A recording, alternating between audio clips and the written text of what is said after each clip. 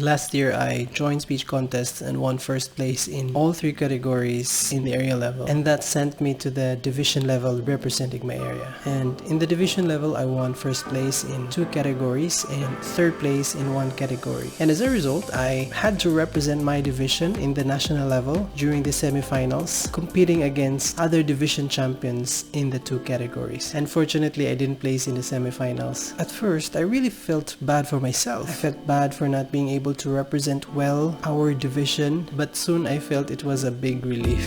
Aside from the fact that I would no longer be stressed out in the preparation for the finals in the national level of competition, my mind was telling me, see, I told you, you weren't supposed to win in the division level in the first place. It was all pure luck. Not qualifying for the finals was like a confirmation to what my mind had been telling me. You don't deserve this. If the other contestants won in the division level instead of you, we would have a better chance of winning in the national level. Those were the thoughts that came running in my mind. Yes, all those times I was competing, I really felt like I didn't deserve to bring home a winning trophy every time. Yeah. Crazy thoughts, right? But don't worry about me now. I am okay, and I am very much okay. But looking back, the most important lesson I learned from that experience is being aware of the thoughts that visit the mind.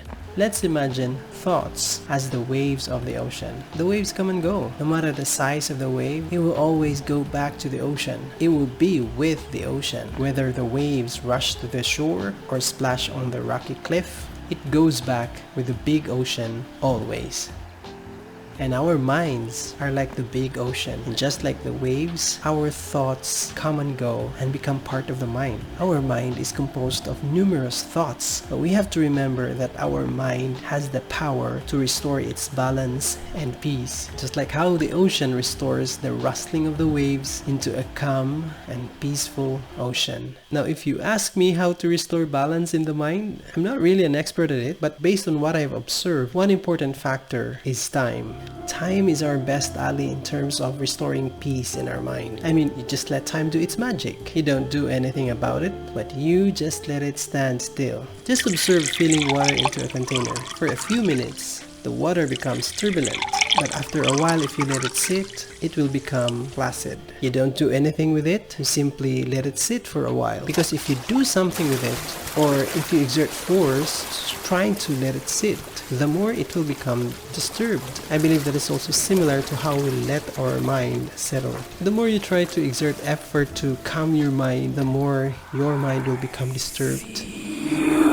So how do we exactly restore the balance of our minds? Allow me to share with you some of my personal experiences. Although this is the first time I recognize this as part of my experience, this isn't actually something new to me. This isn't the first time I had this feeling. And it happened to me before, many times. Not only during contests, but even a long time ago when I was still in school. As a student, I would sometimes downplay participating in class. Even if I knew the answer to a question, something inside me would tell me, don't raise your hand. Now as an adult, as a financial educator or as a communicator, sometimes I get caught in self-doubt. Questions like, who am I to talk about these things? Am I just making this all up? Am I just pretending to know something? And mind you, these thoughts come to my mind even if I am in front of an audience. Let me tell you that in times like this, you don't have the luxury of time to let your mind settle. So what do? Because you can't perform your best if you let these thoughts cripple you, right? In my case, what I do is to channel the attention to the purpose of what I am doing. You know, this one really works. So for example, as a financial educator and a public speaker, I tell myself that this isn't about me. This is about my audience who will benefit from my talk. This works for me all the time because it takes away the burden of being on the spotlight. And as a speaker, I am only the deliverer of the message. And of course, for the audience, the message is more important than the messenger, right?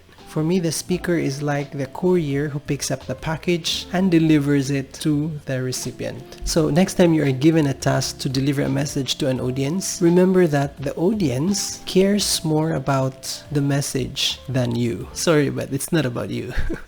It's about your message. Even as a YouTube content creator, I will still keep having that feeling of being an imposter. Little did I know that this experience is not unique to me.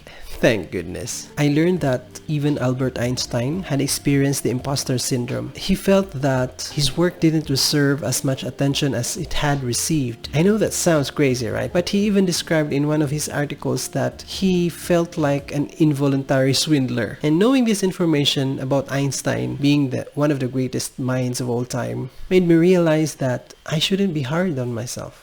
We shouldn't be so hard on ourselves. If one of the greatest minds of all time battles the imposter syndrome and still succeeded, then I still have a chance. You still have a chance. Not to be the next Einstein, of course. I have no plan of doing that. But I still have a chance to manifest my greatest potential if I manage to overcome this self-doubt. The problem with imposter syndrome is that it doesn't go away, and I don't think you have to wait for it to go away. You just have to overcome it. You just have to accept it as part of who you are, and you have to do what you should do regardless of whatever this doubt, this inner voice is telling you. I'm sure you're also familiar with Maya Angelou. She's one of the favorite authors of Oprah. She even calls Maya Angelou as her mentor, her mother, her sister, friend. But you know what's surprising is that even after writing her 11th book and winning some prestigious awards, she couldn't escape that nagging doubt that's making her feel that she had not really earned her accomplishments. In short, she felt like a fraud.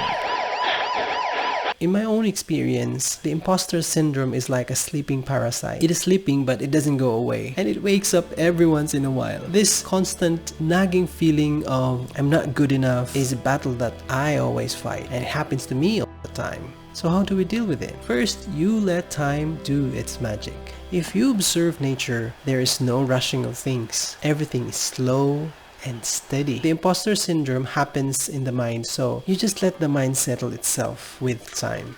Second is to channel your attention to your message so that you will avoid the idea that you are the center of the world, of the universe rather. And third is to acknowledge that everyone is plagued by this syndrome. You are not alone in this experience. Just do not be affected by it, and do the best you can to achieve your highest potential in whatever you do, no matter what your self-doubt is telling you. Alright, I hope you learned something useful from this episode, and thank you for watching, and see you soon.